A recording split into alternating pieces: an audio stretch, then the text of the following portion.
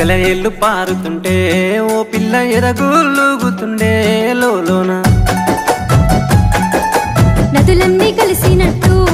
పిల్లగా నవ్వెంత బాగున్నది నీలోన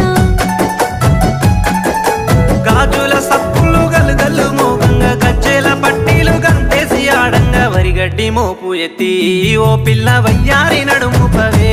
ఈ వేళ